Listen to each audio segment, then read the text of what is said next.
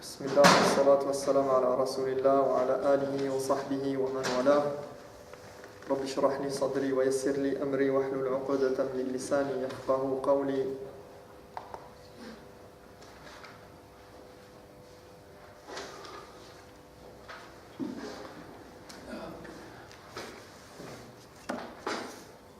Alors, on termine avec At-Tawassul, avec la troisième partie, troisième point de At-Tawassul al-Mashrou'.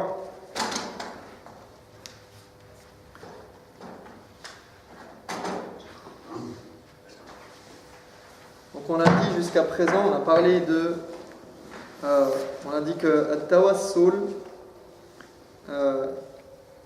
il se divisait donc en deux, donc At-Tawassul al-Mashrou' ou At-Tawassul al-Mamnu'. Le tawassul qui est permis et le tawassul qui est interdit. Et on a dit qu'il y avait trois sortes de tawassul qui étaient permis. Trois formes. Donc, awalan, on a dit at-tawassul ila Allah bismin min asma'ihi al-husna aw sifatin min sifatihi al-azima. Premièrement, on a le droit de faire at-tawassul en faisant quoi? En utilisant un nom d'Allah subhanahu wa ta'ala, un des noms divins, ou un de ses attributs. D'accord?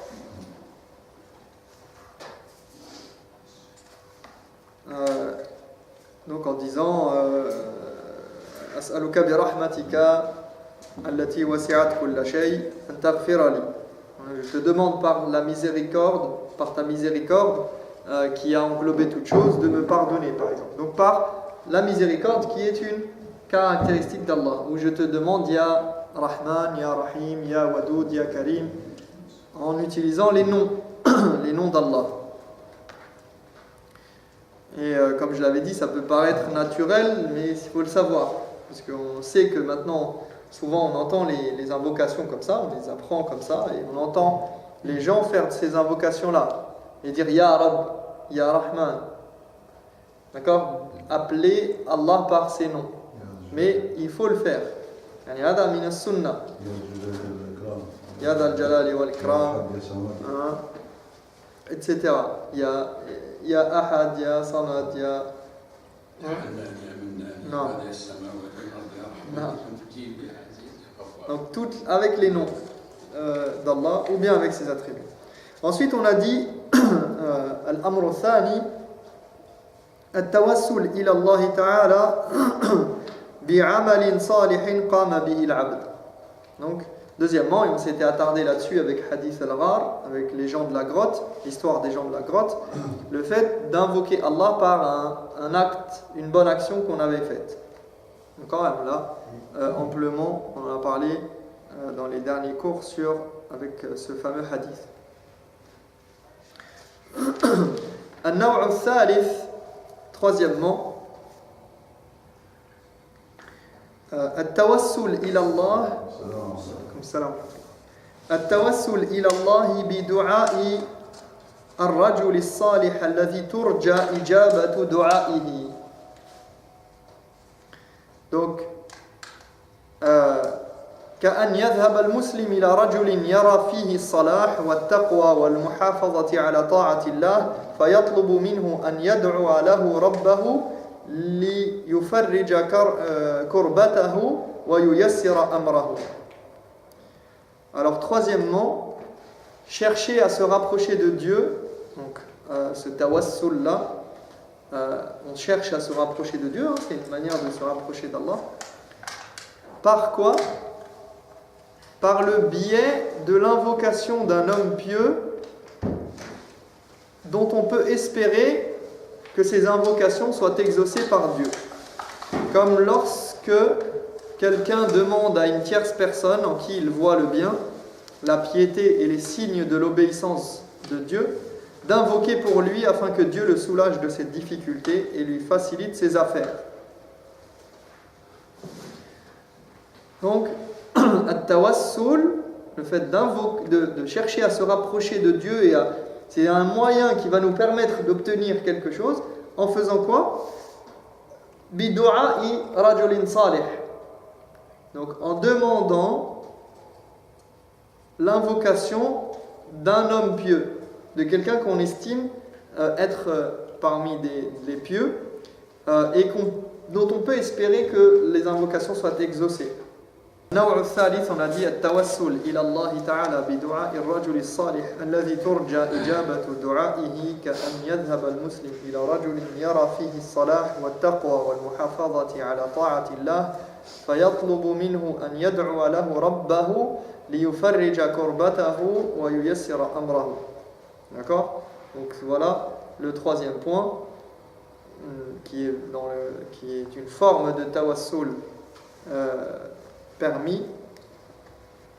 C'est, donc on a dit, chercher à se rapprocher de Dieu par le biais de l'invocation d'un homme pieux dont on peut espérer que ces invocations soient exaucées par Dieu, comme lorsque quelqu'un demande à une tierce personne en qui il voit le bien la piété et les signes de l'obéissance de Dieu, d'invoquer pour lui afin que Dieu le soulage de ses difficultés et lui facilite ses affaires. Donc il lui dit, demande à Allah telle chose, demande pour moi à Allah, invoque Allah pour moi ou pour telle ou telle chose et telle personne. ويدل على مشروعية هذا النوع أن الصحابة كانوا يسألون النبي صلى الله عليه وسلم أن يدعو لهم بدعاء عام ودعاء خاص. Ceci trouve sa justification dans le fait que les compagnons venaient demander au prophète sallallahu alayhi wa sallam d'invoquer pour eux par des invocations générales, pour la communauté ou pour un fait précis, ou particulières, donc précises par personne, d'accord, pour une personne en particulier, ou pour un cas en particulier. Donc il venait voir le prophète sallallahu alayhi wa sallam, lui demander certaines choses. ففي الصحيحين من حديث ابن مالك من حديث أنس بن مالك أن رجلا دخل يوم الجمعة من باب كان وجاه المنبر يعني مقابل المنبر ورسول الله صلى الله عليه وسلم قائم يخطب فاستقبل رسول الله صلى الله عليه وسلم قائما فقال يا رسول الله صلى الله عليه وسلم هلكت المواشي وانقطعت السبل فادعوا الله أن يغيثنا قال فرفع رسول الله صلى الله عليه وسلم يديه فقال اللهم اسقنا اللهم اسقنا اللهم اسقنا قال أنس ولا والله ما نرى في السماء من سحاب ولا قزعة يعني لا يوجد سحاب ينم عن نزول المطر ولا شيئا وما بيننا وبين سلع هو جبل بالمدينة من بيت ولا دار قال يعني لا يوجد شيء يمنعنا من رؤية السحاب قال فطلعت من ورائه سحابة مثل الترس فلما توسطت السماء انتشرت ثم أمطرت قال والله ما رأينا الشمس ستا ثم دخل رجل من ذلك الباب في الجمعة المقبلة ورسول الله صلى الله عليه وسلم قائم يخطب فاستقبله قائما فقال يا رسول الله هلكت الأموال وانقطعت السبل فادعوا الله يمسكها قال فرفع رسول الله صلى الله عليه وسلم يديه ثم قال اللهم حوالينا ولا علينا اللهم على الأكامي والجبال والضراب يعني الجبال الصغيرة ومنابت الشجر قال فانقطعت الأمطار يعني وخرجنا نمشي في الشمس قال شريك فسألت أنس أهو الرجل الأول قال لا أدري يعني في القصة في الجمعة المقبلة أهو نفس الرجل قال لا أدري. Donc il a été rapporté dans les deux recueils authentiques d'après Anas ibn Malik radiyallahu anhu. Donc là on donne le hadith qui est des histoires qui prouvent qu'on a le droit de demander à quelqu'un de faire des invocations pour nous. D'après Anas ibn Malik, radiallahu anhu, qu'un bédouin se leva un jour dans l'assemblée alors que le prophète sallallahu alayhi wa sallam faisait le sermon du vendredi. Donc il est sur le minbar, il prêche et un bédouin l'interpelle. Il lui dit: ô messager d'Allah, les biens ont péri et les ventres de nos petits crient famine. Est l'obligeance d'invoquer Allah pour nous autres. Le prophète sallallahu alayhi wa sallam leva alors ses mains vers un ciel que pas un seul nuage ne recouvrait. Et ici, fihi dalil ala jawaz wa mashru'iyyat wa sunnat raf' al-yadayn fi ad-du'a. Ici, il y a une preuve, c'est un des hadiths, et parmi tant d'autres, il y a une centaine de hadiths au moins, une centaine de cas, de preuves où le prophète sallallahu alayhi wa sallam, on nous dit qu'il levait les mains pour invoquer Allah subhanahu wa ta'ala. Après, il y a des divergences dans quelles circonstances on peut lever les mains ou on ne lève pas les mains, mais l'asl. Les positions des mains. Donc, ouvert, fermé. Normalement, sunnah, c'est comme ça, normalement. Sauf dans l'istisqa, donc la demande de la pluie, comme ici, où le prophète sallam, il lève les mains au ciel comme ça. D'accord? Et normalement, l'asl, c'est que la dua, c'est les mains regroupées. D'accord? Comme ça. D'accord? C'est comme ça, dua. Après, l'amr wasi', inch'Allah, c'est pas quelque chose de rigide, mais la base, c'est qu'on fait les deux mains, elles sont regroupées. Donc, on voit ici qu'il a levé les mains, en tout cas, vers le ciel. Et aussi, le fait de lever les mains vers le ciel, c'est une preuve qu'Allah subhanahu wa ta'ala, il est au ciel. Parce que sinon, ça n'aurait aucun sens de lever les mains au ciel, comme quelqu'un qui implore. D'accord? Et d'autant plus de les lever encore plus haut pour l'istisqa. D'accord? C'est parti parmi les preuves de l'ithbat uluwillahi fis sama. Donc le prophète sallallahu alayhi wa sallam leva alors ses mains vers un ciel que pas un seul nuage ne recouvrait, nous dit Anas qui rapporte le hadith. Et il dit: par celui qui détient mon âme entre ses mains, à peine les eut-il abaissés que déjà les nuages furent amoncelés tels des montagnes, et il ne descendit du minbar qu'après que la pluie eut déferlé et mouillé sa barbe. C'est dans une autre version.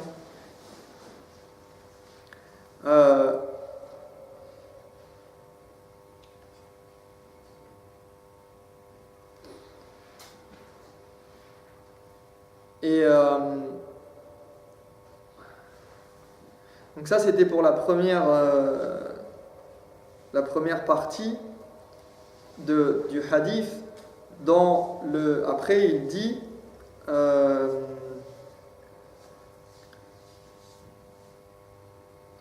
donc ici, la première personne, elle est venue. Elle a demandé au prophète sallam, elle a dit: on n'a pas de pluie, on a besoin de la pluie, fais venir la pluie. La première semaine, la première khutbah. Et là, le prophète sallam, il a levé les mains, il a demandé à Allah, il a dit: Allahumma asqina, Allahumma asqina. Il a dit: oh Allah, donne-nous la pluie, abreuve-nous et fais descendre la pluie. Et c'est là que les nuages se sont amoncelés et sont venus, et ils ont formé une sorte de un gros nuage, comme une sorte de disque, Kat-Turs, qui a recouvert. Et les commentateurs, ils disent: qu'est-ce que ça veut dire Mithla Turs? Est-ce que c'est la forme ou est-ce que c'est la taille? Parce que comme ils le voyaient au loin, eh bien, est-ce que ça a donné l'impression que c'était un disque, donc une sorte un bouclier. Un Turs, c'est un bouclier. Comme salam, rahmatullah. Et donc ils disent que il n'y avait rien qui nous empêchait de voir, de voir les nuages et de voir quelque chose. Donc si jamais il y avait des nuages, on les aurait vus, et le moment où il y aurait un nuage, on le verrait aussi apparaître. Et donc là, il a commencé à pleuvoir. Et il dit, nous n'avons pas vu le soleil pendant une semaine, pendant 6 jours. Après il raconte, et c'est la même histoire 2 fois de suite, et il dit ثم دخل رجل من ذلك الباب في الجمعة المقبلة. Donc la semaine d'après, un homme est rentré, et il est rentré dans la mosquée pendant que le prophète sallallahu alayhi wa sallam il faisait son sermon, et il a dit cette fois-ci, les biens ont péri et on n'a plus de quoi se nourrir, et on a plus, en fait, à cause des intempéries. Il dit donc, invoque Allah qu'il arrête la pluie. Est-ce que vous imaginez s'il y a de la pluie torrentielle, ou même de la pluie pendant 6 jours comme ça? Et donc le prophète sallallahu alayhi wa sallam, il a encore levé les mains et il a dit, oh Allah, hawalayna wa la alayna, fais que la pluie soit autour de nous et nous épargne, et non pas sur nous directement, et qu'elle tombe sur les monts, les collines et les petites, les différents endroits.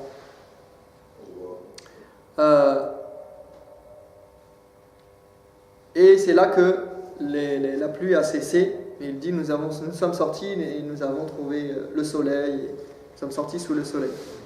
Et Sharik, il dit, qu'il fait partie des transmetteurs, il dit, j'ai demandé à Anas, est-ce que c'était la même personne qui est venue? Et il a dit, je ne sais pas. Et donc les ulama, ils débattent sur cette personne. Est-ce que c'est la même personne qui est revenue, ou bien c'est une autre personne? Il semblerait que ce soit là. Ça pourrait être la même personne. Wallahu a'lam. Ala kulli hal,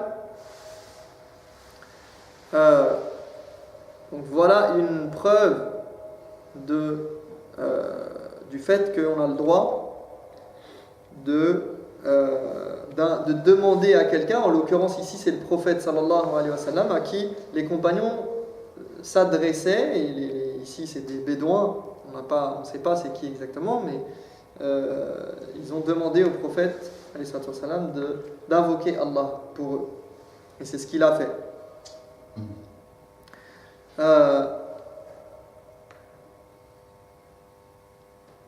وفي الصحيحين أن النبي صلى الله عليه وسلم لما ذكر أن في أمته 70,000 يدخلون الجنة بغير حساب ولا عذاب فقال، هذا معروف بحديث عكاشة، فقال هم الذين لا يسترقون ولا يكتوون ولا يتطيرون وعلى ربهم يتوكلون. قام عكاشة بن محصن فقال يا رسول الله، وهذا محل الشاهد في الحديث، قال ادعوا الله أن يجعلني منهم، فقال أنت منهم.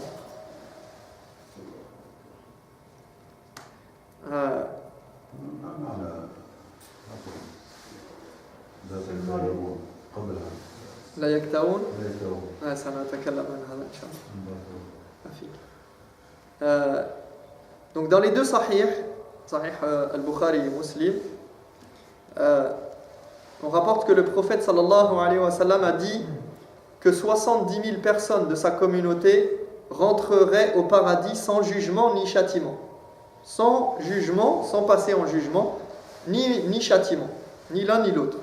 Et il a donné leurs caractéristiques en disant, il s'agit de ceux qui ne demandent pas la ruqya, l'exorcisme, qui ne pratiquent pas la cautérisation par le feu, al-kay, qui ne croient pas en l'augure, at-tatayyur, et qui mettent leur pleine confiance en Allah subhanahu wa ta'ala. Ukasha se leva alors et dit, messager d'Allah, et c'est là ce qui nous intéresse, invoque Allah pour que je fasse partie de ces gens-là. Et le prophète sallallahu alayhi wa sallam lui dit, tu fais partie d'eux.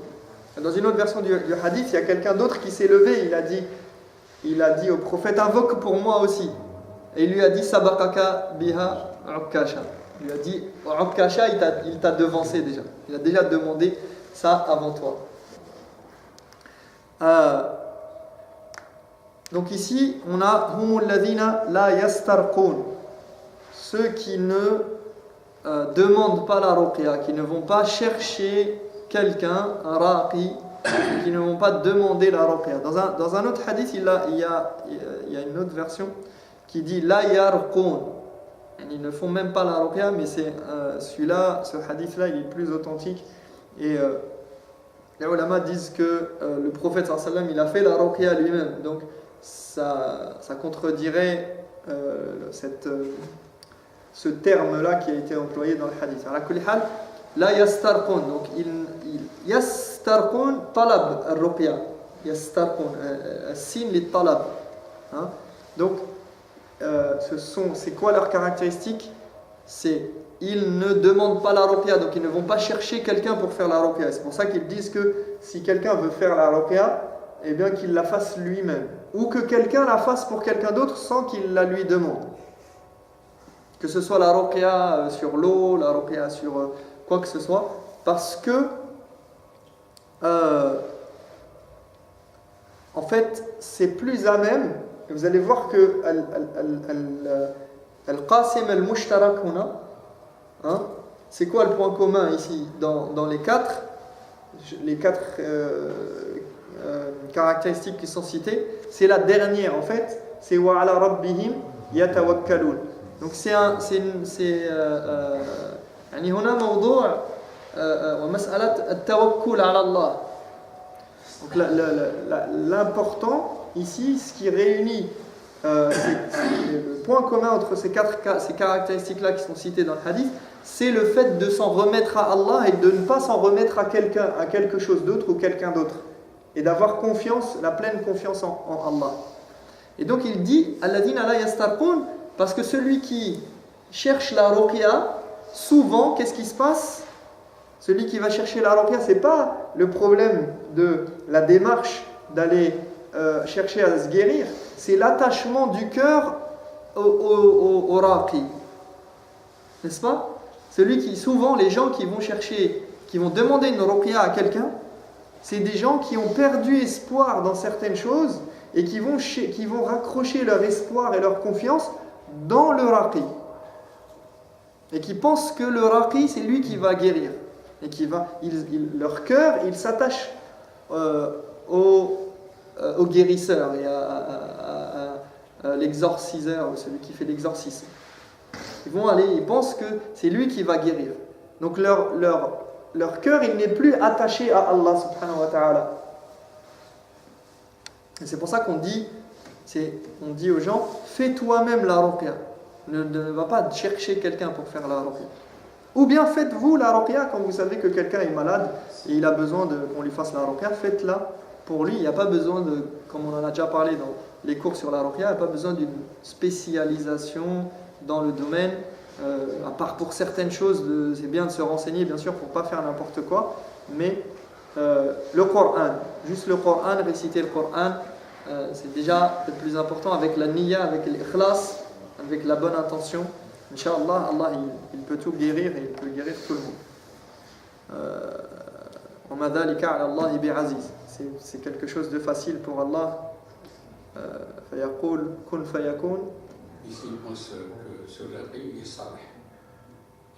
Dua, il fait dua, demande dua, mais il demande ruqya, c'est autre chose. Talab al-ruqya, c'est autre chose. On ne dit pas que c'est haram, c'est juste pour rentrer dans ce hadith, pour avoir le fadl de ce hadith-là, de ceux des 70 000 qui rentrent au paradis sans hisab wa la adab, sans jugement ni châtiment. Donc, la première des caractéristiques, il ne demande pas la ruqya. Il ne pratique pas la cautérisation par le feu. Il ne pratique pas al-kay. Alors, al-kay, mas'alat al-kay, waradat ahadith kathira fi mas'alat al-kay. وقسمها أهل العلم إلى 4 أقسام. Donc, concernant la cautérisation par le feu, d'accord, cautériser par le feu, c'est quand on a une plaie, il y a quelqu'un qui s'est coupé, il y a eu une opération chirurgicale, ou bien quelqu'un s'est coupé, et on utilise le feu pour fermer la plaie. Donc, cautériser la plaie avec du feu. Les ulama, ils ont classé les hadiths qui parlent de la cautérisation, de l'kay, en 4 catégories. Ma yadullu ala al-jawaz. D'accord? Les hadiths qui indiquent qu'il est permis de faire la cautérisation par le feu.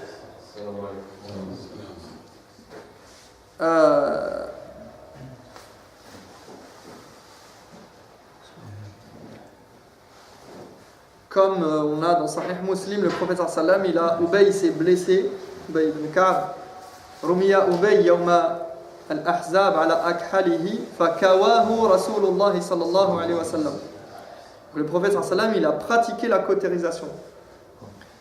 Deuxièmement, ma yadullu ala adami mahabbatihi lahu, ka hadith Jabir. Donc, deuxièmement, les hadiths qui montrent que ce n'est pas quelque chose d'aimer du prophète sallallahu alayhi wa sallam, la cautérisation.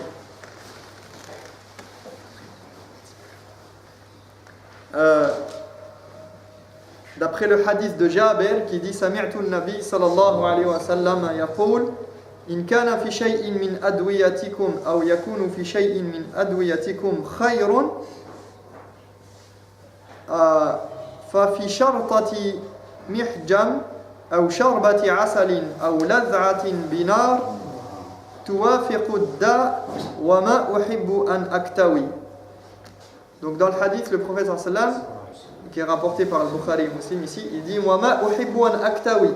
Il dit je n'aime pas utiliser la cautérisation. C'est quelque chose qu'il dit. Il n'a pas dit que c'est haram. Il a dit je n'aime pas. Troisièmement, ma yadullu ala thana ala tarikihi. Donc troisièmement, les hadiths qui font l'éloge de ceux qui délaissent la cautérisation. Comme le hadith qui nous intéresse ici. Hadith Imran ibn Husayn fi sab'in alfan alladhina yadkhuluna al-jannah bighayri hisab alladhina la yaktawun. فهذا يدل على يعني الثناء على تاركه. Donc comme ce fameux hadith, il montre que il appelle à délaisser le kay, la cautérisation. Quatrièmement, ma yadullu ala karahatil kay. Quatrièmement, les hadiths qui montrent que la cautérisation, elle est plutôt détestable. Elle n'est pas interdite, elle est détestable. Hadith Ibn Abbas,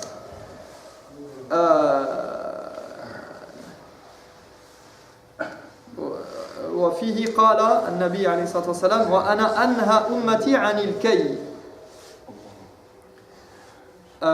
Donc dans un hadith, le prophète sallallahu alayhi wa sallam, il a dit et j'interdis à ma communauté de pratiquer la cautérisation. Mais c'est un hadith qui ressemble un peu à l'autre que j'ai cité aussi, où il parle de 3. Il a dit Ash-shifa fi thalatha. La guérison se trouve de 3 manières, et il dit Aw kayyatin binar. Il dit et la cautérisation par le feu, il a dit et j'interdis, littéralement j'interdis, mais il faut faire attention quand vous lisez les hadiths, parce que voir qu'est-ce que les ulama disent par rapport justement au fait de regrouper les hadiths. فالنهي عنه يدل هنا على كراهته وأحاديث فعله تدل على جوازه إذا احتاج إليه. قال ابن عبد البر ما أعلم بينهم يعني بين العلماء خلافا أنهم لا يرون بأسا بالكي عند الحاجة وسبب كراهته ما فيه من تعذيب النفس وإيلامها. Donc pourquoi Ibn Abd al-Barr il dit je ne connais pas. Ibn Abdul Bar, c'est quelqu'un qui rapporte, dont on rapporte souvent les ijma', les consensus. Il y a une grande connaissance des différents avis des ulama. Et il dit je ne connais pas de divergence entre les ulama qu'il ne voit pas de mal à pratiquer la cautérisation dans le besoin, parce qu'on en a besoin. Si vraiment on en a besoin, c'est pas simplement un luxe, c'est vraiment qu'on en a besoin. Et en fait, pourquoi il y aurait ce jugement de détester la pratique de la cautérisation par le feu? C'est simplement parce que ça peut faire du mal. C'est douloureux en fait. C'est une pratique qui est douloureuse. Donc on voit que dans le hadith, il nous dit ici, ça ne veut pas dire que c'est interdit, mais si on en a besoin, on peut le faire. Mais il faut, encore une fois, ça aussi, la pratique de la cautérisation, c'est encore l'utilisation de la médication et des médicaments en pensant que, en attachant notre cœur et notre tawakkul, notre confiance dans la pratique elle-même et non pas en Allah subhanahu wa ta'ala. Et la preuve, c'est que la suite, c'est alladhina wa la yatatayyarun. La yatatayyarun, ils ne croient pas dans l'augure. Ils ne croient pas dans le bon augure et le mauvais augure. D'accord? Dans les choses comme la chouette qui passe à côté de la maison, ou le corbeau qui se pose sur un arbre à côté de toi, ou bien etc. Le chat noir qui passe, toutes les superstitions. D'accord? Ils ne croient pas dans les superstitions et dans l'augure, dans les choses qui sont dites de mauvaise ou de bonne augure. Et donc ils mettent leur confiance en Allah subhanahu wa ta'ala par rapport à leur destin et leur destinée. Et le hadith, il nous dit, ils sont 70 000. Sauf que ce hadith, il a une autre version dans laquelle il y a, qui est chez l'imam Ahmad notamment, dans le Musnad, et chez At-Tirmidhi ou Ibn Majah, min hadith Abi Umamata an Nabi sallallahu alayhi wa sallam qal.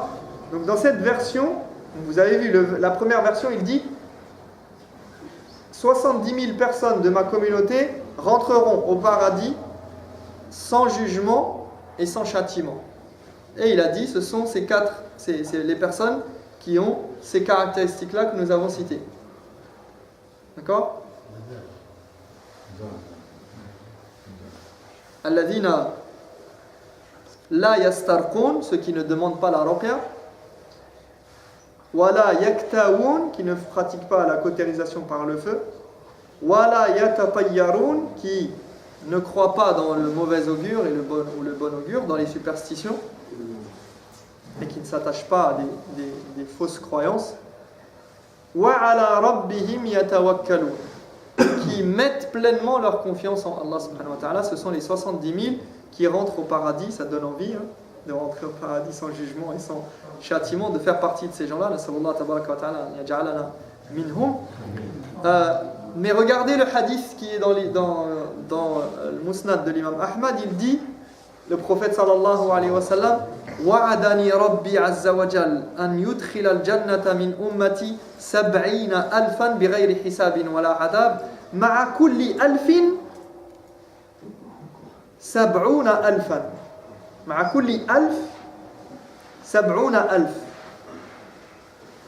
Donc dans ce hadith, il dit, le prophète sallallahu alayhi wa sallam, il dit, Allah m'a promis de faire rentrer au paradis 70 000 personnes de ma communauté sans jugement ni châtiment, et pour chaque 1000 personnes 70 000 autres. Donc ça fait quoi comme calcul? Ça fait 70 000, et pour chaque, donc 70 000 personnes, pour chaque 1000, donc ça fait 70 000 fois, exactement, ça fait 4 900 000. Sachant que, et c'est pas fini le hadith, attendez, il y a une surprise. Il dit, وثلاث حثيات من حثيات ربي عز وجل. Et il dit 3 poignées prises par mon Seigneur. 3 poignées d'Allah subhanahu wa ta'ala. فإذا حسبت 70,000 مع كل 1000 من 70,000 فكم يكون العدد الإجمالي لمن يدخل الجنة دون حساب وكم عدد كل حثيات من حثيات رب العظيم الكريم الرؤوف الرحيم. Si on fait le calcul, donc déjà on a fait là, plus les 3 poignées que Allah subhanahu wa ta'ala prendra en plus de cela, on ne sait pas c'est quoi, donc c'est indéfini, d'accord? C'est pas ce que on ne connaît pas le nom. Et rajouter aussi une chose, c'est qu'il faut savoir que le chiffre 7 et le 70, 70 000 et tout, chez les Arabes, ça indique pas forcément le chiffre en lui-même. C'est un chiffre qui parfois est fictif et qui ne veut pas dire ce qu'il veut dire. Il veut dire en fait la multitude. Comme en français, on dirait ça fait 36 fois que je t'ai appelé. Donc ça fait 10 fois que je te demande la même chose. Ou, vous voyez ce genre d'expression? Al-murad laysa al-adad, laysa lahu ma'na. Le chiffre, il n'a pas vocation, il n'a pas de réalité. Si tu dis à quelqu'un, comme je l'ai dit là, ça fait déjà 50 fois que je te l'ai dit, c'est pas 50 fois. D'accord? C'est beaucoup de fois. Et peu importe le chiffre exact. Juste pour terminer ici, on termine avec le hadith, donc comme ça on aura terminé التوسل المشروع. ومن ذلك حديث ذكر النبي صلى الله عليه وسلم أويسا القرني، هذا يعني أويس القرني، وفيه قال فاسألوه أن يستغفر لكم. وأويس القرني من سادات التابعين والأولياء الصالحين، أدرك زمان النبي صلى الله عليه وسلم ولكنه لم يلقه.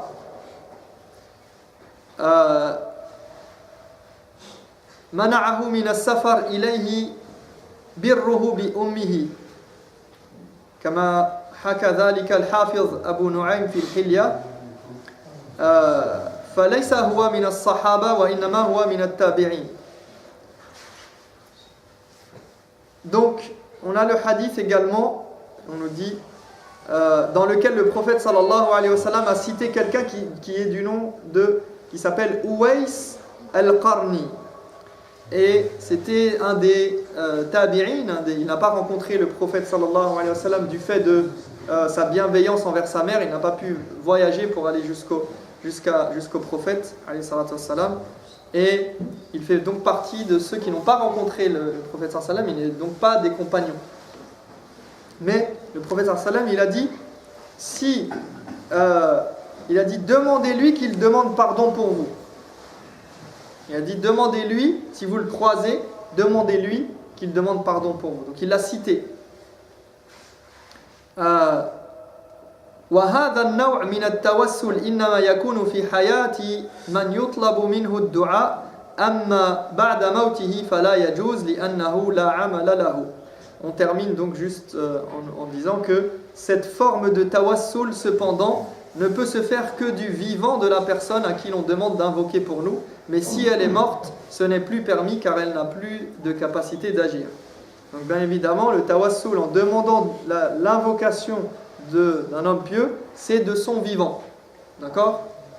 Parce que là on rentre après dans al-tawassul al-mamnou' al-shirki, al-bid'i, donc on rentre après dans le tawassul qui est interdit de demander à un mort. D'accord? On le verra dans le cours prochain, Inch'Allah ta'ala. نسأل الله تبارك وتعالى أن يهدينا لما يحب ويرضى. وأن يجعلنا من الذين يستمعون القول فيتبعون أحسنه أولئك الذين هداهم الله وأولئك هم أولو الألباب وبارك الله فيكم الله تعالى أعلم وأحكم صلى الله عليه وسلم الله أكبر الله أكبر الله